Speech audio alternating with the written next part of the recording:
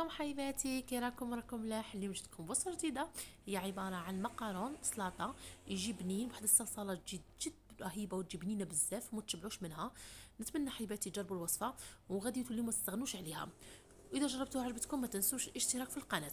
ونتمنى منكم حبيباتي دعموني في القناه وطلعوها معايا، والله الفيديوهات توعي راني نحطهم لكن المشاهده ضعيفه ضعيفه ضعيفه، رغم اني مانيش مبتدئه، راني منذ 2020 حليت القناه، ولكن المشاهدة توجور ضعيفة. نتمنى حبيباتي طلعوا لي القناة، وبيكم ان شاء الله نطلعوا، وبيكم ان شاء الله نطلعوا ان شاء الله. يا ربي كل من دل لي جام ان شاء الله يفتح عليه بيبان الرزق يا ربي، عليا وعليكم ان شاء الله. نبداو على بركة الله. في هذا الوصفة انا هنايا شوفوا فاتتني من كثر كنت نهضر بزاف. درنا المقارون تاعنا، درنا الماء سخون، درت فيه المقارون، درت فيه اللي عندكم في الدار، ودرت معاها شويه تاع ملح. وهنا رحت نحضر واحد الصلصه اللي قلت لكم عليها. ها هو بدا يغلي المقارون تاعنا، شوفوا بدا يغلي، ونروحوا نحضروا الصلصه تاعنا. انا درت هنايا وحده يايوت ناتور، درت معاها وحده تاع فرماج، شويه تاع قرصه تاع ملح، والكيله اللي كي تاع يايوت ناتور نديروا لها حليب، ونديروا شويه زيت، ونبداو نضيفوا الزيت ونخلطوه حتى تتقال، ترجع كيما صلصه المايونيز، القوام تاعها يكون ماسك. انا هنا شوف راني نخلط ونعاود حتى تحصلت على قوام متماسك. هذا الزيت لازم نضيفوه جرعه بجرعه، ماشي كامل في خطره.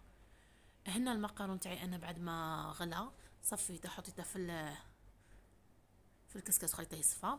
جبت هنا وحده طون تاع الزيت، نديروها بها بالزيت تاعها، لان غادي نديرو شغل الذوق تاعها تاع الطون. هذا الشيء لازم الزيت تاعها نديرو هنا 2 ملاعق كبار تاع خل، ونجيبو هذيك الصلصه تاعنا اللي كنا درناها، ونبداو نضيفوها حتى تشرب هذيك المقارون، تشرب هذيك لاصوص. والله واحد الذوق روعه. انا كليتها وعاده كان ندير في المونتاج تاعها، وغادي نعاود نزيد نديرها.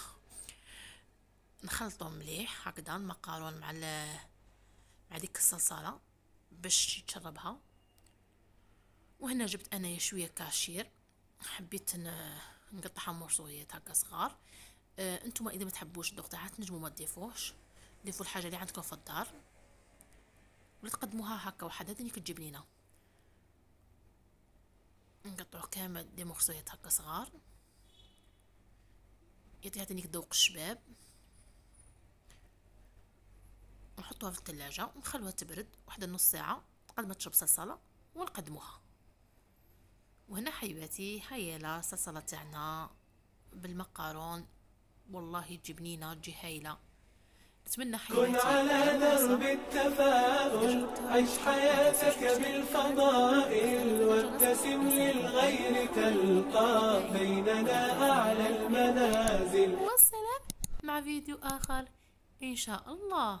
أشاهدكم في الجنة أحبائي. بالمصاعب لا تبالي، إذ تحديت الليالي، وإلى هام المعالي أنت في ركب الأوائل.